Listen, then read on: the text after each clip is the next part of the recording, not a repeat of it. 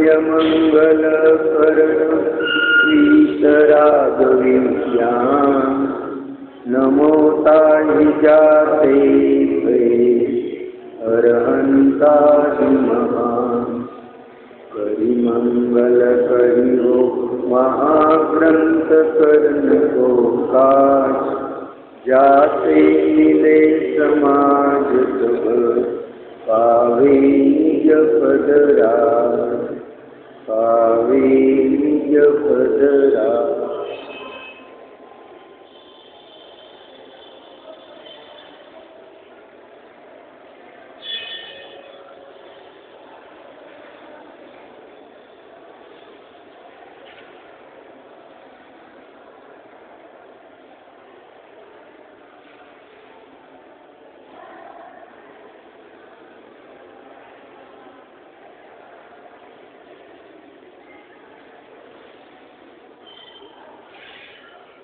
मोक्ष मार्ग प्रकाशक आचार्य संबित तोडरमल ने लिहिलेला हा ग्रंथ। पाचवा अधिकार विविध मत समीक्षा। बहुविधी मिथ्या गहन करी मलिन भयो मुगभाव ताको होत अभाव हे सहज रूप दर्शन।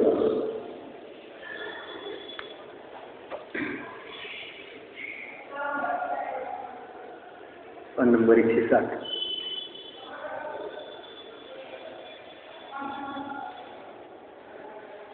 काल काय सांगितलं की या पंचम काळामध्ये शेवटपर्यंत साधू होणार आहेत, परंतु अशा प्रकारचे साधू होणार आहेत असं कुठं सांगितलेलं आहे? शिथिलाचारी वगैरे त्या ठिकाणी। आणि जर तुम्ही मनाने म्हणत असाल तर तुम्ही पापी होताल। सिद्धांतामध्ये असं सांगितलेलं नाही की अशाच प्रकारचे साधू होतील वगैरे। पुढे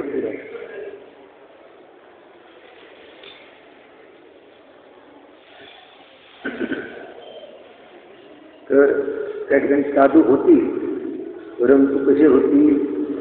त्या ठिकाणी जसे चतुर्थ काळामध्ये साधू झाले होते तसे अलग असं नाही। त्या ठिकाणी पंचम काळातले साधू वेगळे असतात आणि चतुर्थ काळातले साधू, पंचम काळातले मुनी वेगळे असतात आणि चतुर्थ काळातले मुनी वेगळे असतात असं नाही। जसे चतुर्थ काळामधले मुनी तसेच पंचम काळातले। जशी दीक्षा तीर्थंकर भगवंताने घेतली, सांगितलं ना, अष्टकौडमध्ये आलं ना, जशी दीक्षा तीर्थंकर भगवंताने घेतली तशीच दीक्षा ह्या पंचम काळामध्ये मुनिराज घेतात, वेगळी नाही। असं कुठं सांगितलं वेगळी दीक्षा? पंचम काळ आहे, हिंसहन आहे, सहन होत नाही म्हणून अशा प्रकारची दीक्षा असते। शिथिलाचारीला पण, अन्य मतवाल्याला पण, साधूंना पण तुम्ही साधू माना, मग सर्व साधूमध्ये सर्व साधूंना त्याच्यामध्ये समाविष्ट करा, असं होईल ना त्या ठिकाणी। तर असं नाही, जशी दीक्षा तीर्थंकर भगवंताने चतुर्थ काळामध्ये घेतली तशी दीक्षा हिन सहननवाला, असंप्राप्ता सुपाटिका सहनवाला देखील घेऊ शकतो। कारण दीक्षा शरीराच्या आश्रयाने होत, पौडमध्ये हा श्लोक आला ना की दीक्षा शरीराच्या आश्रयाने होत नाही, दीक्षा आत्म्याच्या आश्रयाने होते। शरीर किती कमजोर असेल पण आत्मा सशक्त असेल तर तो त्या दीक्षेचं निभावन पालन करू शकतो। आणि शरीर किती सुदृढ असेल आणि आत्मा कमजोर असेल, भयभीत असेल तर तो त्या ठिकाणी एकांतात राहू शकणार नाही, दीक्षेचं पालन करू शकणार नाही। आत्म्याच्या आश्रयाने दीक्षित, आत्म्याची दीक्षा होते की शरीराची दीक्षा होते? दीक्षित कोण होतो? शरीर होतं की आत्मा? आत्मा दीक्षित होतो। शरीराची दीक्षा या जीवाने पण अनंत वेळा घेतली पण कल्याण झालं नाही। शरीराने नग्न बनला, घरदार सोडलं, परिग्रह सोडला, शरीराने दीक्षित झाला, परंतु आत्मा दीक्षित झाला नाही, म्हणजे भावाने दीक्षा घेतली नाही, भावपूर्ण दीक्षा घेतली नाही आणि त्यामुळे या जीवाचं कल्याण झालं नाही। प्रतिमाधारी श्रावक न होण्याची मान्यता का निषेध? आता पुढे सांगतात प्रतिमाधारी श्रावक या काळामध्ये असू शकत नाही, असं मुनी असतात पण प्रतिमाधारी श्रावक असत नाही, अशा प्रकारे ते निषेध करतायत। तथा श्रावक धर्म की अन्यथा प्रवृत्ति कराते हैं, जैसे हिंसा एवं स्थूल मूर्छादिक होने पर भी जिसका कुछ प्रयोजन नहीं है, ऐसा किंचित त्याग करके उसे देशव्रती हुआ करते हैं। जैसे हिंसा, स्थूल मूर्छादिक वगैरे त्याचा त्याग न करता ज्याचं काही प्रयोजन नाही असा किंचित त्याग केला तर तो देशव्रती म्हणजे पंचमगुण स्थानवाला बनला असं ते म्हणतात. थोडासा काही त्याग केला की तो देशव्रती बनला. एक पण स्वपर भेद विज्ञानपूर्वक त्यामध्ये क्रम आहे. क्रम उलटा सुलटा होऊ शकत नाही. पहिल्यांदा मोठ्या पापाचा त्याग केला जातो, नंतर क्रमाने लहान पापाचा, असं जिनागमामध्ये अमनाय आहे, अशी पद्धत आहे. तरी पहिल्यांदा त्रसजीवाच्या हिंसेचा त्याग होतो, नंतर स्थावर जीवाच्या हिंसेचा त्याग होतो. हा म्हणेल आधी स्थावर जीवाच्या एखाद्या हिंसेचा त्याग केला आणि मी देशव्रती बनलो तर शक्य आहे का? त्रसजीवाची हिंसा, त्रसजीवाची हिंसा केल्याशिवाय तो व्रती बनू शकत नाही, प्रतिमाधारी बनू शकत नाही. त्रसजीवाची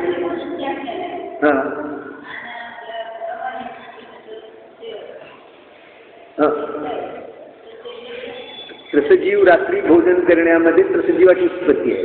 आधी रात्री भोजनाचा त्याग होईल, मग अमर्यादित पीठाचा त्याग होईल. असं नाही आधी अमर्यादित पीठाचा त्याग होईल मग रात्री भोजनाचा त्याग होईल, असं उलट नाही. क्रम आहे, त्याग करण्याचा पण क्रम आहे. असं आहे, क्रम आहे. त्या ठिकाणी सगळ्यात मोठं पाप ज्याच्यामुळे लागतं आहे त्याचा आधी त्याग केला जातो. आधी रात्री भोजनाचा त्याग, कनमूळ भक्षणाचा त्याग आणि नंतर मग मर्यादित पीठाचा त्याग, असा क्रम आहे. तरी हा रात्री भोजन तर करतो, कनमूळ तर सेवन करतो, कुठेही हॉटेलात वगैरे खातो आणि त्या ठिकाणी म्हणेल मर्यादित पीठाचा त्याग केलेला आहे. त्या ठिकाणी असा उलटा क्रम नाही. त्या ठिकाणी तो श्वेतांबर मताप्रमाणे झाला. तथा श्रावक धर्म की अन्यथा प्रवृत्ति कराते त्रसहिंसा एवं स्थूल मृषादिक होने पर भी जिसका कुछ प्रयोजन नहीं है, जैसे कोई प्रयोजन नहीं, ऐसा किंचित त्याग कराके उसे देशव्रती हुआ करते हैं. और वह त्रसघातादिक जिसमें हो ऐसा कार्य करता है. त्रसघात ज्याच्यामध्ये होईल अशा प्रकारचं कार्य करतो. लोणची मुरब्बा वगैरे त्याच्यामध्ये त्रसघात आहे, आचार है ना त्या ठिकाणी. आणि अजून लोणचं वगैरे सोडलं नाही, त्याच्यामध्ये आसक्ती आहे, वृद्धता आहे आणि म्हणेल मी मर्यादित पीठाचा त्याग केला तर कसं बनू शकेल? असं नाही. त्या ठिकाणी क्रम आहे. द्विदल वगैरे भक्षण करेल, क्रम आहे त्या ठिकाणी. सो देशव्रत गुणस्थान में तो 11 अविरती कहे है. वहाँ त्रसघात किस प्रकार संभव है? देशव्रत गुणस्थानामध्ये 11 अविरती सांगितलेली आहे. त्यामध्ये त्रसघात कशा प्रकारे संभव आहे? पहिल्यांदा तर त्रसघाताचा त्याग होतो, आलं लक्षामध्ये. म्हणून तर या ठिकाणी अष्टमूल गुणामध्ये त्रसघाताचा त्याग दिलेला असतो. रात्री भोजन त्याग, सकाळी पाण्याचा त्याग, त्या ठिकाणी त्रसघात आहेत ना त्याच्यामध्ये. जे 5 उदंबर फळं की ज्याच्यामुळे त्रसजीवाचा घात होतो त्याचा त्याग पहिल्यांदा दिला जातो. त्याला मूळ गुण म्हटलं. त्रसघाताच्या त्यागाशिवाय त्या ठिकाणी मग तो स्थावराचा वगैरे त्या ठिकाणी ज्याच्यामध्ये हिंसा वगैरे अधिक आहे, जे सडलेलं अन्न आहे, जे त्या ठिकाणी ते पनीर वगैरे ते उत्पन्न करतात ना, रसगुल्ले वगैरे, दूध नासून वगैरे, मग ते क्रमाने एक एक त्याग आहे अशा प्रकारे. तथा 11 प्रतिमा भेद श्रावक के है. उसमें 10वीं 11वीं प्रतिमा का धारक श्रावक तो कोई होता ही नहीं और साधू होता है. त्यामध्ये 11 प्रतिमा भेद श्रावकाचे आहेत. त्यामध्ये 10वा आणि 11 प्रतिमावाले या काळामध्ये निकृष्ट काळ असल्यामुळे होत नाही.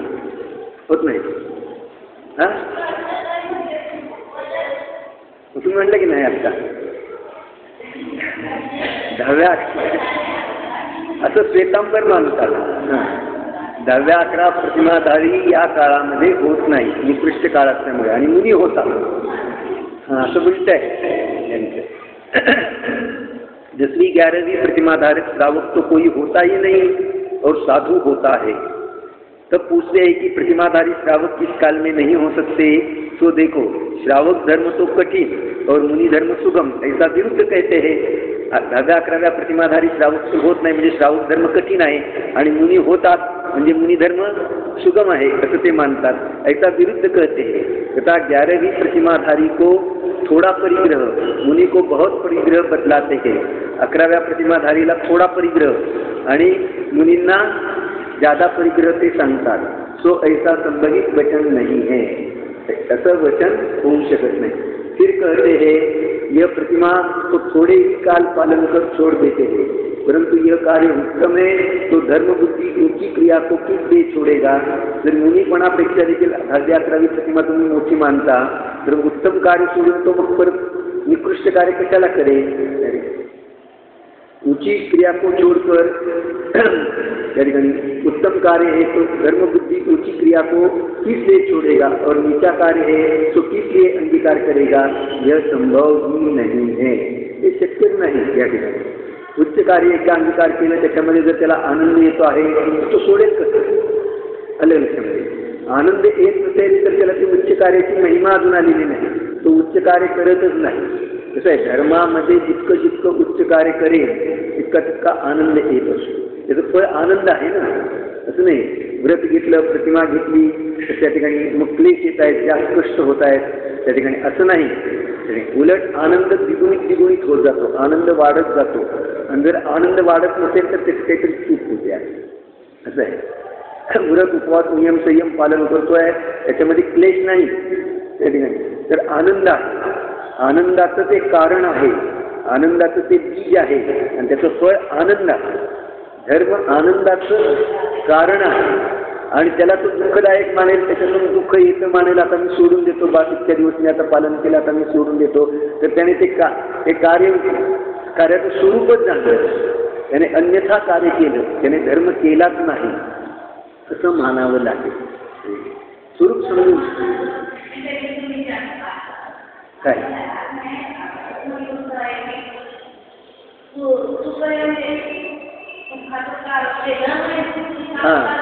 आत्मानुशासनमध्ये हा श्लोक आलेला आहे. धर्म सुखस्य हेतू न स्वकार्य विराधता. धर्म हा सुखाचा हेतू आहे, तो स्वतःच्या कार्याचं कारण नाही.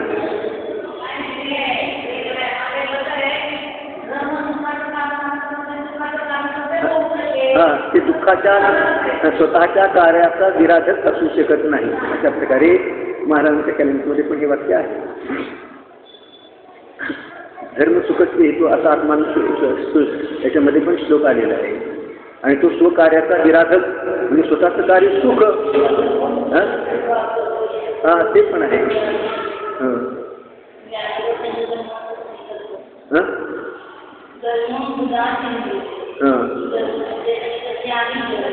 सुधा ज्ञानी जन धर्माचं चिंतन करतात, धर्मच ग्रहण करतात.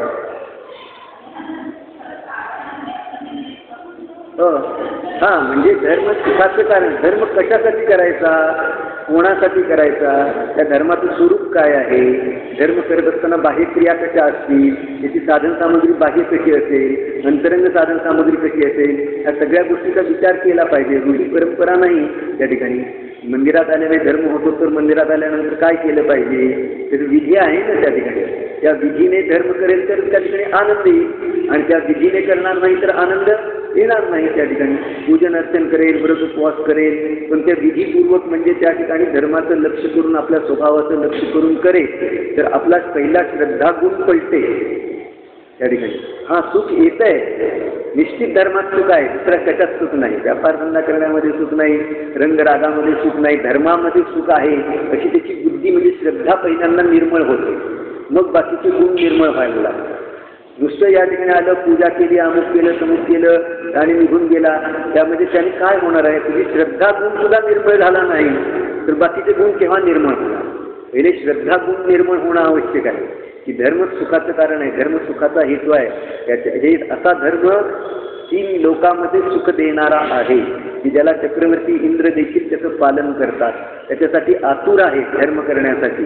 मग असा धर्म काय चीज आहे हे धर्म पहिल्यांदा समजून घेणं पाहिजे, आवश्यक आहे. नाहीतर आजपर्यंत त्याने धर्म केलाच नाही ना त्या ठिकाणी.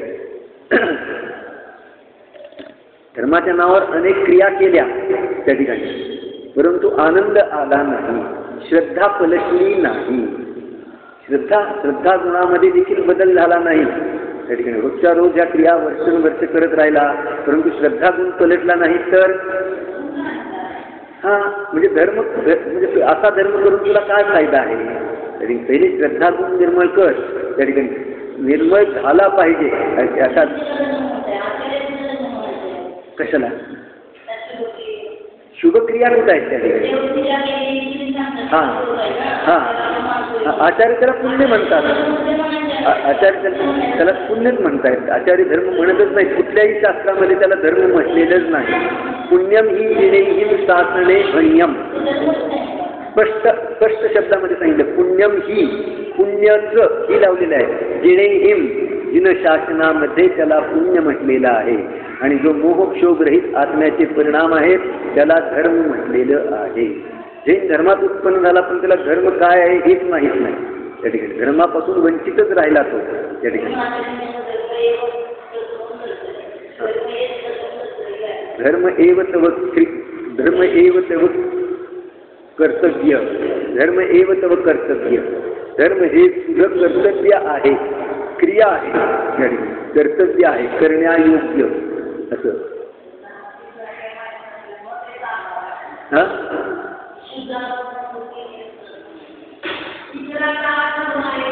हो मग वितरागतेचे लक्ष करेल आणि वितरागतेच्या द्वारे आनंद येते अशी अनुभूती करेल. अशी अनुभूती होईल तर श्रद्धा गुण निर्मळ होईल. मग धर्माची सुरुवात होईल. अन्यथा त्या ठिकाणी वर्षानुवर्षे जर पूजा करत राहिला, वर्षानुवर्षे शास्त्र वाचत राहिला त्या ठिकाणी, परंतु श्रद्धा गुणामध्ये देखील त्याचा फरक पडला नाही. श्रद्धा कुठं आहे? बाहेरच आहे. धनसंपत्ती असेल, खूप साधन सामग्री असेल, अनुकूलता असेल तर मी सुखी आहे. याच्याशिवाय दुसरं सुख कुठून शास्त्रातून सुख येतं काय? त्या ठिकाणी धर्मातून सुख येतं का? असं त्याला श्रद्धा नाही ना त्या ठिकाणी. त्या ठिकाणी या पर पदार्थ सुखाचं कारण आहे अशी श्रद्धा आतमध्ये पडलेली आहे, दृढ आहे. त्या ठिकाणी त्याचा निश्चय आहे तो दृढ आहे आतून की पर पदार्थ भौतिक साधन सामग्री आहे ती सुखाचं कारण आहे. अशी बहुतेक जणांची श्रद्धा दृढ आहे. भौतिक साधन सामग्रीशिवाय सुख येईल कुठून? त्या ठिकाणी भौतिक साधन सामग्री तर पाहिजे आणि धर्म मग झाला पाहिजे. धर्म पण झाला पाहिजे. दोन्ही कसे? एका महिन्यात दोन तलवारी बसणार नाहीत. एका वेळेला दोन श्रद्धा असू शकत नाही. तू तिकडची श्रद्धा सोड आणि स्वभावाची श्रद्धा कर तर त्या ठिकाणी तर धर्म प्रगट होईल. पहिले श्रद्धा फल सोडण्याची गोष्ट नाही. पहिल्यांदा तू भौतिक साधन सामग्री सोडून दे आणि मग तुला धर्म प्राप्त होईल असं नाही सांगितलं. तू श्रद्धा फल ही आहे. भौतिक साधन सामग्री कितीही गोळा केली त्या ठिकाणी वर्षानुवर्ष त्याला कवटाळून बसला, तो भोगत राहिला तर तू सुखी बनणार नाही. कारण त्याच्यातून सुख येत नाही. ते सुखाचं कारण नाही. ते सुखाचं साधन नाही. त्याच्यातून निराकुल सुख प्रगट होत नाही. अशा प्रकारे पहिल्यांदा अनुभवन कर, निश्चिती कर आणि जो स्वभाव आहे तो सुखाचं कारण आहे आणि त्या स्वभावाला दाखवणारे देवशास्त्र गुरु आहेत. अशा प्रकारे निश्चय आणि व्यवहाराचं स्वरूप जाणून आपल्या स्वभावाचं लक्ष करेल तर धर्म करतो असं आहे. त्याचे हे बाहेर याचं कर्माकडे लक्ष आहे, संयोगाकडे लक्ष आहे. संयोगामध्ये फक्त स्पर आहे त्या ठिकाणी, स्वभावाकडे नाही. दोनच गोष्टी आहेत. एकीकडे संयोग पडलेला आहे, एकीकडे स्वभाव पडलेला आहे. इथं चिंतामणी दिव्या, इथं पेण्याचं खंडकम है ना. एकीकडे चिंतामणी दिव्य रत्न पडलेले आहे, एकीकडं गारगोटीचे तुकडे पडलेले आहेत. ध्यानाच्या द्वारे, विचाराच्या द्वारे, चिंतनाच्या द्वारे दोन्हीची प्राप्ती होते. तुला कशाचं चिंतन करायचंय? गारगोटीच्या तुकड्याचं करतच आलेलं आहे ते तुला प्राप्त होईल. शरीराचं चिंतन करेल तर शरीरच प्राप्त होत आलेले आहेत आणि होतच राहतील.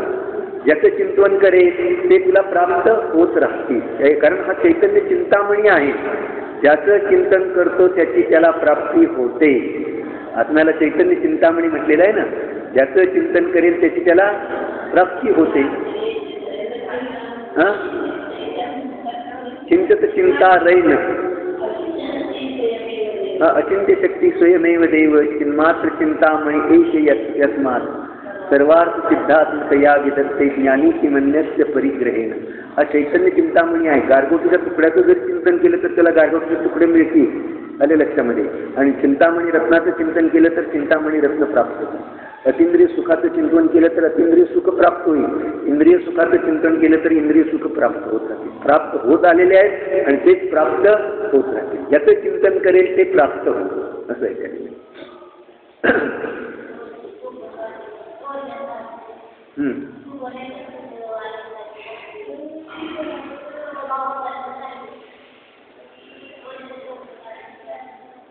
दोनशे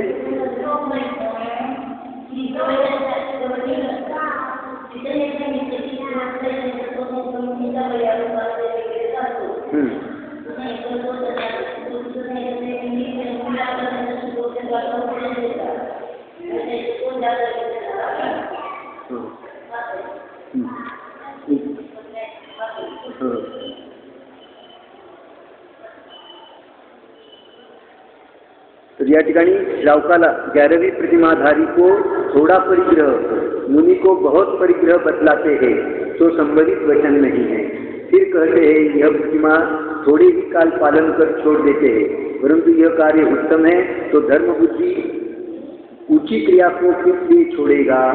जो धर्म बुद्धि वाला है तो उच्च क्रिया छोड़ून नीच क्रिया कशासाठी करेल? नीचा कार्य है तो किस लिए अंगीकार करेगा? यह संभव नहीं है। नीच कार्य है ते दुःखाचं कारण आहे, उच्च कार्य आहे ते सुखाचं कारण आहे। तथा कुदेव कु गुरु को नमस्कार आदि करने से भी श्रावकपणा बतलाते हैं। आणखी कुदेव कु गुरुला नमस्कार केला तरी श्रावकपणामध्ये बाधा येत नाही असं ते सांगतात। कहते हे धर्मबुद्धीचे तो नाही वंदते, ते म्हणतात धर्मबुद्धीनं तर वंदन करत नाही, मग काय तुला हाताने सक्तीने तुला हात जोडायला लावतंय का कोण? त्या ठिकाणी लौकिक व्यवहार आहे, लौकिक व्यवहार आहे, त्यांच्या मंदिरात गेलं तर मग त्यांना नमस्कार केला पाहिजे की नाही अशा प्रकारे। परंतु सिद्धांत में तो उसकी प्रशंसा स्तवन को भी सम्यक का अतिचार कहते हैं।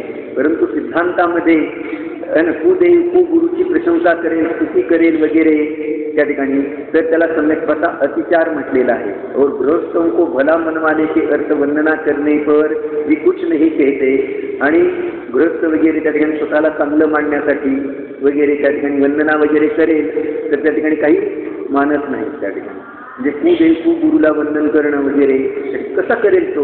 ज्याच्या प्रती भक्ती नाही, आदर नाही त्या ठिकाणी, आणि सम्यक तो मलिन होत आहे त्याच्यामुळं तो त्याला नमस्कार कसा करेल? व्यवहारात देखील पाहणं कसं होऊ शकेल या ठिकाणी? फिर कहोगे भय लज्जा कुतूहला दिसते वंदते है। भय त्या ठिकाणी लज्जा समाजात राहायचंय, मग लाजेने, भयाने किंवा कुतूहलाने, तो काय होते त्या ठिकाणी? कुतूहलाने। पण अष्टपौर्मध्ये स्पष्ट सांगितलं ना, लज्जा गारव भयेन तैशिम नक्की बोहिम पावम अनुमोयमानानं। देवी पडंतीचे तैशिम जानंता, जाणत असून देखील, जानंता शब्द आहे ना, देवी पडंतीचे तैशिम, जे पडंती म्हणजे पाया पडतात, देवी पडंतीचे तैशिम जानंता, जाणून देखील हे कुगुरु आहे, हे यथार्थाचं पालन न करणारे आहे, हे कुदेव आहे, हे कुशास्त्र आहे, हे जाणत असून जानंता लज्जा गारव भयेन, लोक लाजे खातर गर्वाने, भयाने, मानाधिकाने जर त्यांना वंदनादिक करतील तेषाम की नक्की बोहिम, त्यांना देखील बोधी म्हणजे सम्यक दर्शन ज्ञान चारित्र्याची प्राप्ती होत नाही। पावम अनुमोयमानानं, पाप मात्र मिथ्यात्वाचं की जे अनुमोदन दिलं असताना तत्कालिक अनुमोदनेचं फळ एक आहे त्या ठिकाणी, तो जर निगोदामध्ये जाईल तर हा पण कुठं जाईल? निगोदामध्ये जाईल। पावम अनुमोयमानानं, पाप मात्र अनुमोदन दिल्याचं तेच लागेल। तो फिर कहोगे भय लज्जा कुतूहला दिखते वंदते है, तो इन्हीं कारणों से कुशिलादिक सेवन करने पर भी पाप मत कहो। याच कारणाने कुशिलादिक केल्याने पाप लागणार नाही असं पाप मानू नका। अंतरंग में पाप जानना चाहिए। ज्या ठिकाणी आतमध्ये पाप असेल तर पाप, बाहेरून कुशिलादिक सेवन केलं तर आमचे परिणाम तर शुद्ध आहेत असं म्हणेल ना त्या ठिकाणी। आमचे परिणाम शुद्ध आहेत, आमच्या परिणामामध्ये खोट नाही त्या ठिकाणी, तर असं नाही त्या ठिकाणी। अंतरंग परिणामाला अनुसरूनच बाह्य क्रिया होत असतात, म्हणजे आतमध्ये ते परिणाम सामावले नाहीत, त्यावेळेस मन वचन कायच्याद्वारे बाहेर पाझरले, तीव्र झाले, त्यावेळेला ते मनात येतात। मनामध्ये सामावून नाहीत तर वचनामध्ये येतात, वचनामध्ये सामावून नाहीत तर कायेमध्ये येतात। बघा ना, क्रोध मनामध्ये इतका आला की तो सामावला नाही तर तो मग शिव्या द्यायला लागतो, बडबड करायला लागतो, आणि वचनामध्ये पण सामावला नाही अधिक अजून झाला तर मग कायेने तो मारामारी वगैरे आपण डोपट करायला लागतो, तीव्र झाला तर सगळे आपल्याला लगेच अनुभवात येतं ना त्या ठिकाणी। मना तसं भक्ती देखील मनामध्ये ज्यावेळेस सामावली नाही त्यावेळेला वचनामध्ये येते, वचनामध्ये सामावली नाही तर ती कायेमध्ये येते। अशा प्रकारे आहे ना, मन वचन कायेच्या क्रिया आहेत ते त्याच्यात दर्शक आहे, इंडिकेटर आहे, आतमध्ये त्या सामावल्या जात नाही त्यावेळेला ते म्हणजे तीव्र झालेल्या आहेत। अशा प्रकारे ज्यावेळेला तीव्र होतील त्यावेळेस ते बाहेर येतात। तर या ठिकाणी ते म्हणतात की आम्ही लज्जा गारव भयाने वंदन करतो, आमचे तसे परिणाम नाही असं कोणी म्हणेल त्या ठिकाणी। आमचे परिणाम तर सगळे प्राया म्हणतात ना, आमचे परिणाम तर शुद्धच आहेत, पण शुद्ध परिणाम कसे असतात, शुभ परिणाम कसे असतात, अशुभ परिणाम कसे असतात, परिणामाची ओळख नाही या तीन परिणामाची तर पहिल्यांदा ओळख केली पाहिजे, कारण ते जीवाचं तत्व आहे, स्वतत्वम. हे शुभ अशुभ आणि शुद्ध तिन्ही भाव काय आहेत? जीवाचे स्वतत्व आहे. कारण याच्याशिवाय जीवाची ते औदैक भावामध्ये शुभाशुभ भाव आले.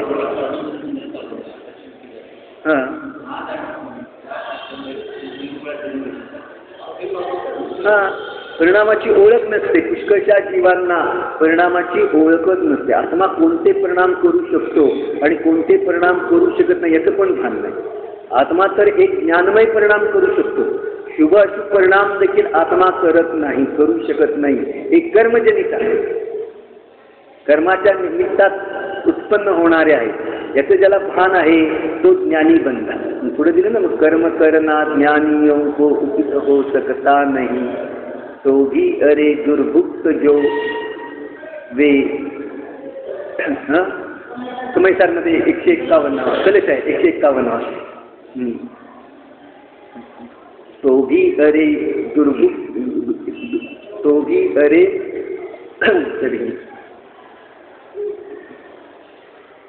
समय कलेश 151. कर्म करना ज्ञानियों को उचित हो सकता नहीं.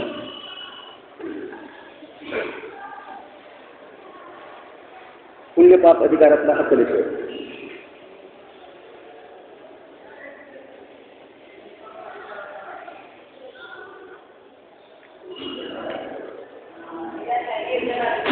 नाही, पुण्य पाप अधिकारात नाही, निर्जर अधिकारात आहे. बरोबर आहे, बरोबर आहे, निर्जर अधिकारात आहे. कर्म करना ज्ञानियों को उचित हो सकता नहीं, फिर भी भोगा सब जो दुर्भुक्त ही वे जानिए. हो भोगने से बंधना पर भोगने के भाव से, तो बंध है बस इसलिए निज आत्मा में रत रहो. हे ज्ञानी, तुझे कभी भी कोई भी कर्म करना उचित नहीं है. काय सांगितलं? एक किती महत्वपूर्ण श्लोक आहे. हे ज्ञानी संबोधन करताय, तुझे कभी भी कोई भी कर्म करना उचित नहीं है. फिर भी यदि तू यह कहे कि परद्रव्य मेरा है ही नहीं और मैं उसे भोगता हूँ, तो तू दुर्भुक्त ही है. आणि तू म्हणशील की परद्रव्य माझं नाही, मी परद्रव्याला भोगूच शकत नाही, तर तू दुर्भुक्त आहे. त्या ठिकाणी यह महाखेद की बात है. यदि तू कहे कि सिद्धांत ने यह कहा है कि परद्रव्य के उपभोग से बंध नहीं होता, इसलिए भोगता हूँ, तो क्या तू भोगने की इच्छा वाला है? मग तू काय भोगण्याच्या इच्छेवाला आहे? तू भोगण्याची जी इच्छा करतो तेच पाप बंधाचं कारण आहे. भोग काय पाप बंधाचं कारण आहे का? तो त्या ठिकाणी इच्छेची तीव्रता दाखवता आहे त्या ठिकाणी. अरे भाई, तू ज्ञानरूप होकर शुद्ध स्वरूप में निवास कर, अन्यथा यदि भोगने की इच्छा करेगा, अज्ञान रूप परिणमित होगा, तो अवश्य ही अपने अपराध से बंध को प्राप्त होगा. है ना?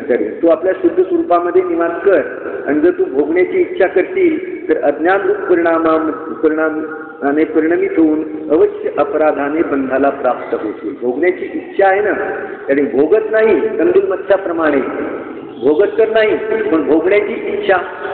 हा जीव लाखो करोडो रुपये कमवतो त्या ठिकाणी आणि भोगतो किती? इच्छा किती आहे? इच्छा अनंत आहे. अनंत कर्म प्रतिसमयाला बांधतो आहे. जिनेंद्र भगवंतांना एक पण इच्छा नाही, त्यामुळे ते एक पण कर्म बांधतो त्या ठिकाणी. हा भोगू किती शकतो? जिनेंद्र भगवान अनंत आनंद भोगतात आणि हा काय भोगू शकतो?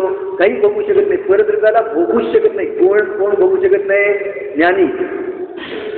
ज्ञानी तर भोगूच शकत नाही, पण अज्ञानी पण भोगू शकत नाही. कोणी परद्रव्याला कोणीही भोगू शकत नाही. गुलाबजामला कोण भोगू शकतो? ज्ञानी, अज्ञानी. ज्ञानी पण भोगू शकत नाही आणि अज्ञानी पण भोगू शकत नाही. ज्ञानी जाणतो आहे, लक्षात घ्या.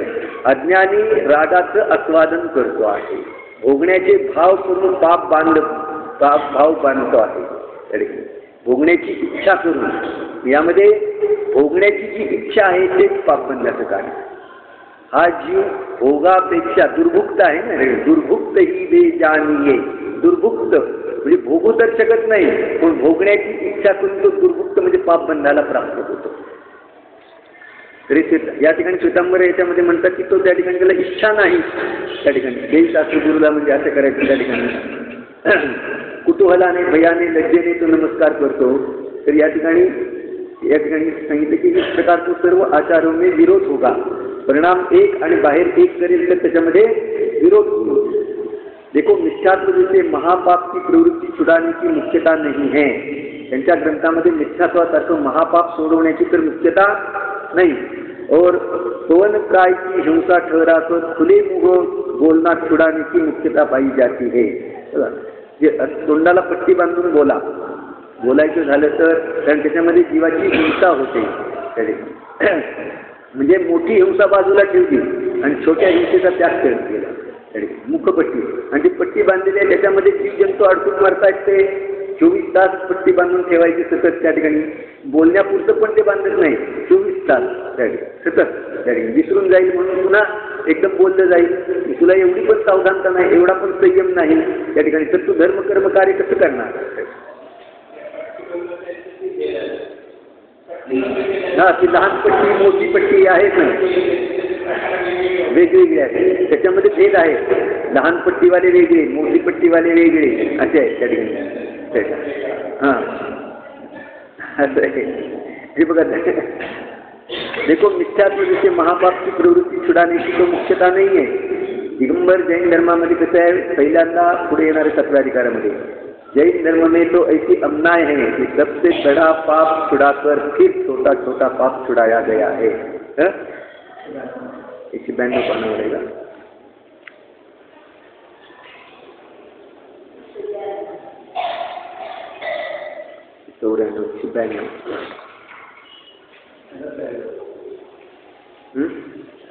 हाँ पहिलाच तारीख 192 पानावर. जिन धर्म में यह तो अन्याय है कि पहले बड़ा पाप छुड़ाकर फिर छोटा पाप छुड़ाया है. जैन धर्मामध्ये अन्याय कशी आहे, जैन धर्माची रीत कशी आहे, पद्धती कशी आहे त्या ठिकाणी. अन्याय म्हणजे पद्धती आलं लक्षामध्ये. पहिले बड़ा पाप छुड़ाकर फिर छोटा पाप छुड़ाया है. सगळ्यात मोठं पाप सोडून मग नंतर लहान पाप सोडवलं. सगळ्यात मोठं पाप मिथ्यात्व आहे. त्याच्यानंतर त्याच्या खालोखाल रात्री भोजन आहे. त्याच्यानंतर कंदमूळ भक्षण वगैरे आहे. आलं लक्षामध्ये. असे क्रम आहे. क्रम भंग करून त्याग केला जात नाही. क्रमाने इकडं तर रात्री भोजन चालू ठेवे आणि इकडं मी सफरचंद सोडलं म्हणे, मोसंबी सोडली. रात्री भोजनाचं महापाप आहे, दुर्गतीचं कारण ते तर चालू आहे आणि इकडे मी या ठिकाणी जे भक्ष्यपदार्थ आहेत ते सोडले म्हणे, त्याच्यामध्ये धर्म मानेल त्या ठिकाणी. तर असा उलटा क्रम नाही. कंदमूळ वगैरे सेवन करेल आणि इकडे एकासन करेल त्या ठिकाणी. तर असा उलटा क्रम जैन धर्मामध्ये नाही. जैन धर्मामध्ये क्रम आहे. जैन धर्म में तो अन्याय सबसे बडे पाप छुड़ाकर, सगळ्यात मोठं पाप मिथ्यात्व आहे. त्यानंतर पाप सप्त व्यसन ते पाप आहे.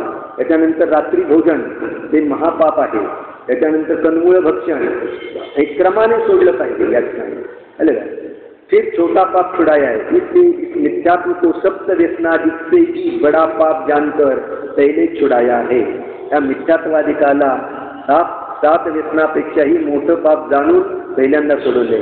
इसलिए जो पाप के फल से डरते हैं, अपने आत्मा को दुख समुद्र में नहीं डुबाना चाहते, वे जीव इस मिथ्यात्व को अवश्य छोड़ो. निंदा प्रशंसा के विचार से शिथिल होना योग्य नहीं है. देखो मिथ्यात्व जैसे महापाप की प्रवृत्ति छुड़ाने की तो मुख्यता नहीं है और पवनादि की हिंसा ठहराकर खुले मुंह बोलना छुड़ाने की मुख्यता पाई जाती है. तो यह क्रमभंग उपदेश है. हा क्रमभंग उपदेश आहे. मुलांना सुद्धा उपदेश देताना कसा क्रमाने दिला पाहिजे. मिथ्यात्वाच्या त्यागाचा म्हणजे खऱ्या देवगुरुशास्त्राची पहिल्यांदा ओळख करविली पाहिजे. हे खरे देव आहेत, हे खरे गुरु असे असतात. हे जिनवाणी असते जे वीतरागतेचे पोषक आहे. आपलं वीतराग विज्ञान घन आपला आत्मा आहे. त्याचं स्वरूप रागद्वेषाने रहित आहे. अशा प्रकारे वस्तू स्वरूपाचे भानपूर्वक आहे ना, हा मूळ उपदेश आहे जैन धर्माचा. आणि तसाच उपदेश आहे ना त्या ठिकाणी क्रमाने बालबोध पाठमालेतून वगैरे देवशास्त्राची गुरु ज्ञान नाम बरोबर. क्रम पण तसा आहे. आपल्याला ते माहीत नसल्या कारणाने आपण क्रमभंग करून अरे तू पहिल्यांदा एकासन कर, पहिल्यांदा तू उपवास कर आणि हे तत्वज्ञान वगैरे ते नंतर मग तू मोठा झाल्यावर तुला शिकू. त्यामुळे त्याला रुची लागत नाही. तो व्रत उपवास पण करेल, एकासन पण करेल, पण क्लेशाने त्याच्यामध्ये त्याला आनंद येणार नाही. आलं लक्षामध्ये? धर्म केला आणि आनंद आला नाही, उलटा क्रम आहे ना त्या ठिकाणी. म्हणून आधी त्या ठिकाणी पहिल्यांदा तत्वज्ञानाच्या द्वारे निष्ठात्व देवशास्त्र गुरुची ओळख करून अंतरंगामध्ये जी विपरीत मान्यता आहे की परद्रव्य सुखाचं कारण आहे, धनसंपत्ती खूप मिळवली म्हणजे तू सुखी होशील, ते त्याच्या मनावर आपण सतत बिंबवत असतो. खूप साधन सामग्री गोळा कर, बंगला बांध, प्लॉट घे, मोटार घे, म्हणजे तू काय होशील, तू शिक, इंजिनियर हो, डॉक्टर हो, आणि काय कर, धन कमव म्हणजे तू सुखी होशील. बस. मग इतर लोक उपदेश देतात, अज्ञानी लोक उपदेश देतात, आणि तुमच्या उपदेशामध्ये फरक काय? धन कुठूनही आणि काही करून तू शिक्षण घे आणि धन कमव, बस हे तुझ्या जीवनाचं सार्थक्य आहे. आणि धन करून तू मोठा होशील आणि काय होईल, या ठिकाणी दुर्गतीला जाशील. आपणच आपल्या हाताने आपल्या मुलांना ज्यांना जन्म दिला त्याला दुर्गतीत ढकलतो आहे, याला भान नाही. क्रमभंग उपदेश आहे. पहिले तत्वज्ञान होय, पहिल्यांदा तत्वज्ञान करविलं पाहिजे, स्वतःच्या स्वरूपाची ओळख करविली पाहिजे, देवशास्त्र गुरुची ओळख केली पाहिजे, जैन धर्माची ओळख केली पाहिजे. जैन धर्म कशाला म्हणतात विचारा बालकांना घरी जाऊन. तुम्हाला माहीत नाही तर कसं सांगणार जैन कोणाला म्हणायचं, जैन धर्म म्हणजे काय, जैन म्हणजे काय, हे जर आपल्याला माहीत नसेल तर आपण मुलांना कसं सांगणार? जैन म्हणजे काय? जिनांचे अनुयायी ते जैन. मग जिन म्हणजे काय? जे जिंकतात, विकारांना जिंकतात ते जिन, सुखाला जिंकतात, विषय कषायांना जिंकतात, मोहाला जिंकतात ते जिन, आणि त्यांचे अनुयायी ते जैन. आपण जैन आहोत, जैन धर्मीय आहोत म्हणजे जिनांचे अनुयायी आहोत. अशा प्रकारे ओळख बालकांना करविली पाहिजे. आपण जैन का आहोत, जैन धर्म म्हणजे काय, जैनांचे देव कसे असतात, जैनांचे गुरु कसे असतात, जैनांचे शास्त्र कसे असतात, ते धर्म कसा करतात, त्या गोष्टीचा पत्ता नाही. आणि बाकीच्या क्रियेमध्ये अडकवेल त्या ठिकाणी आणि त्याला धर्म मानवेल त्या ठिकाणी, तर तो जैन कुलात उत्पन्न होऊन देखील त्याचा मनुष्यभाव बर्बाद झाला, खाली गेला, निष्फळ गेला. सो यह क्रमभंग उपदेश है. यह धर्म के अंग तथा धर्म के अंग अनेक है, उनमें एक पर जिसकी दया को मुख्य कहते हैं उसका भी विवेक नहीं है. धर्माचे अंग अनेक आहेत त्या ठिकाणी, असं नाही त्या ठिकाणी सर्व दया आहे, त्या ठिकाणी विषय कषायांचा त्याग आहे, अनेक आहेत ना, पूजा अर्चा आहे, व्रत उपवास आहे, दान आहे, अनेक आहेत धर्माचे अंग. पण त्यामध्ये सर्वांमध्ये विवेक असला पाहिजे, स्वपर विवेक असला पाहिजे. जल का छानना, अन्न का छोड़ना, सदोष वस्तु का भक्षण न करना, हिंसादिक रूप व्यापार न करना इत्यादि उनके अंगों की तो मुख्यता नहीं है. त्या ठिकाणी हे सगळे अंग आहेत. पाणी गाळून वापरायचं, पाणी गाळून प्यायचं, अन्न शोधन, त्या ठिकाणी व्यवस्थित त्या ठिकाणी पाहून वगैरे अन्न भक्षण केलं पाहिजे. या अन्नामध्ये काय आहे काय नाही याचा विचार केला पाहिजे. आजकाल जे बाहेरचे अन्न मिळतात त्याच्यामध्ये सगळे हिंसक पदार्थ असतात, तर त्याचं शोधन केलं पाहिजे. एक पुस्तक चांगलं आलेलं आहे, आता सगळ्यांना देणार आहे त्या ठिकाणी. त्याच्यामध्ये बघा अन्नाचं त्या ठिकाणी चॉकलेट्स वगैरे आहेत त्या ठिकाणी, त्याच्यामध्ये काय असतं त्याच्यामध्ये दिलेलं आहे, बाहेरची चॉकलेट्स वगैरे त्या ठिकाणी. त्याच्यावर ई आणि हे हिरवं चिन्ह आहे, पण त्याच्यामध्ये त्या ठिकाणी दोषयुक्त पदार्थ त्या ठिकाणी आहेत त्याच्यामध्ये. त्या ठिकाणी हाडाचे पावडर वगैरे त्याच्यामध्ये अनेक त्या ठिकाणी चरबी तर सगळ्या याच्यामध्ये हे जे सी फूड आहे ना त्या ठिकाणी चरबी, हां चरबीयुक्त त्या ठिकाणी सी फूड त्या ठिकाणी समुद्राचा आता बाहेर अन्न पिकवणं बंद कधी कधी होत चाललं. हे सी फूडवरच आता पुढचे जीव लागणार आहे. सी फूड, हां समुद्रातून तयार होणारं अन्न, हे शेवाळ वगैरे आहेत ना त्याच्या भाज्या आता तयार होतात त्या ठिकाणी मोठमोठ्या हॉटेलमधून वगैरे, पंचतारांकित होतात की नाही, काय म्हणतात त्याला, मशरूम, हां मला हां त्या ठिकाणी की जे शेवाळ वगैरे आहेत ना त्या ठिकाणी. कारण चांगलं अन्न दुर्मिळ होत चाललं आणि असलंच अन्न आता सी फूड. आणि समुद्रातले मासे वगैरे आहेत ना त्या ठिकाणी, ही तूप वगैरे आहे ना, असली तूप वगैरे लुप्त होत चाललं त्या ठिकाणी. त्यातून हे चरबीतून तयार करून हे चॉकलेट्स वगैरे कुरकुरीत पदार्थ वगैरे आहेत ते कशाच्याद्वारे तयार होतात, त्याच्यासाठी काय वापरलं जातं, तरी